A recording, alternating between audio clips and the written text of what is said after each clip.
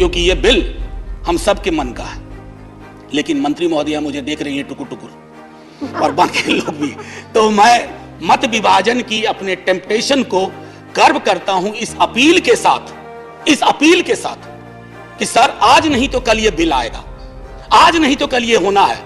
आप तो दूसरों की भी चीजों का श्रेय लेते हैं, ये करके अपना श्रेय खुद ले लीजिए। अगर आप ये कर बैठे तो एक बहुत बड़ा एहसान होगा इस देश पर, इस देश के नागरिकों पर, और शायद एक आगे जब हम बात करेंगे ना तो हेल्थ को लाभार्थी के नजरिए से नहीं, अधिकार के नजरिए से बात करेंगे। हमारे आशा कर्मी प्रोटेक्टेड होंगे, आंगनवाड़ी कर्मी प्रोटेक्टेड होंगे, डॉक्टर पेशेंट रेशियो बेहतर होगा, पीएचसी लैक लस्टर नहीं होगी, सरकारी अस्पताल में कुत्ते नहीं सो रहे होंगे बेड्स पे, ये शायद बेहतर परिस्थितियां होंगी। एक दो उदाहरण छोटा छोटा दूंगा।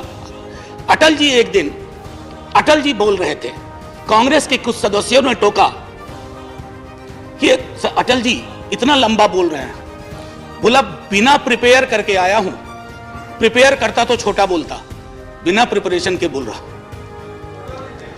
नहीं, जाहिर है सम्मान है उनके लिए। सर जिस शिद्दत से आज हमारे भाजपा के साथी यूनिफॉर्म सिविल कोड को लेकर के जो कि बिल इंट्रोड्यूस हो चुका है, मैं चाहूंगा कि उसी शिद्दत से आप इस बिल के बारे में भी वही नजरिया रखें, क्योंकि यूनिफॉर्म सिविल कोड पर हमारा आपका विरोध था, विरोध है और विरोध रहेगा। लेकिन राइट टू हेल्थ पर हम में से किसी ने भी, जिसने हाल के एक वर्ष पूर्व जब हमने कोविड की विभीषिका देखी, हमने ऑक्सीजन के लिए हाहाकार देखा, हॉस्पिटल बेड के लिए हाहाकार देखा, इसी सदन में चर्चा हुई और सारे सदस्यों ने अपनी कलेक्टिव हेल्पलेसनेस को कई दफा महसूस किया। ईश्वर न करे वो क्षण इस देश को फिर देखना पड़े, ईश्वर न करे उस तरह की हाहाकार की परिस्थितियां पुनः पैदा हो इस देश में।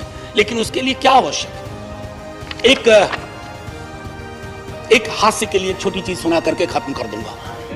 हास्य के लिए विंस्टन चर्चिल रूजवेल्ट के यहां जाते थे, प्रेसिडेंट थे रूजवेल्ट, व्हील चेयर पे चलते थे और चर्चिल अपने विट के लिए फेमस थे। हालांकि उनकी पॉलिटिक्स से हम लोग इत्तेफाक नहीं रखते हैं, कभी नहीं रखेंगे। तो चर्चिल साहब को व्हाइट हाउस में ही कमरा मिला करता था, तो वह नहा रहे थे और उनकी नहाने की आदत थी कि नग्नावस्था में नहाते थे। तो रूजवेल्ट पहुंच गए, रूजवेल्ट ने पूछा, जैसे ही व्हील चेयर वहां ले गए तो हकबका के रूजवेल्ट अपनी व्हील चेयर को मोड़ा। अब चर्चिल देखिए कैसे संभालते हैं, वो कहते हैं, look mister president, prime minister of UK has nothing to hide from. मैंने इसलिए कहा थोड़ा हल्के माहौल के लिए, फ्रंटलाइन वर्कर्स के लिए तालियां बजी, फ्रंटलाइन वर्कर्स के लिए अन्य तरह के समारोह हुए। लेकिन सर वो फ्रंटलाइन वर्कर्स जिंदा इंसान है, वो तालियों से उनका पेट नहीं भरेगा, सिर्फ उनकी वाहवाही होगी, उससे उनके घर की चिंताएं खत्म नहीं होंगी। आंगनवाड़ी वर्कर, आशा वर्कर आपके हेल्थ का पूरा बोझ ढोते हैं अपने कंधों पे, उनके कंधे पर जो बोझ है वो दिनों दिन बढ़ता जा रहा है सर। उनकी they are overworked and underpaid, काम इतना ज्यादा और उसके एवज में उन्हें हम क्या दे रहे हैं? कोई सोशल सिक्योरिटी नहीं, कितना मान दे? पीनट्स। ये नजरिया आपको राइट टू हेल्थ के विस्तारीकरण और उस गोल तक पहुंचने में मदद नहीं करेगा। माननीय मंत्री जी ने एक बात कही, मैं सहमत हूं कि बजट लगातार बढ़ा रहे हैं। मंत्री महोदया हैं, माननीय उपसभापति महोदय, ये जो आंकड़ा है ना, इस आंकड़े का व्याकरण अद्भुत है। मेरी सैलरी मैं विश्वविद्यालय से लेता हूं, मेरी सैलरी बढ़ी, मान लीजिए इंक्रीमेंट लगता है तो वो बढ़ा एक साल में। अब उस इंक्रीमेंट को आप इन्फ्लेशन के इंडेक्स में देखिए, आप अगर एलोकेशन का रियल टाइम वैल्यू जज करेंगे ना तो आपको लगेगा कि it is too little and even too late.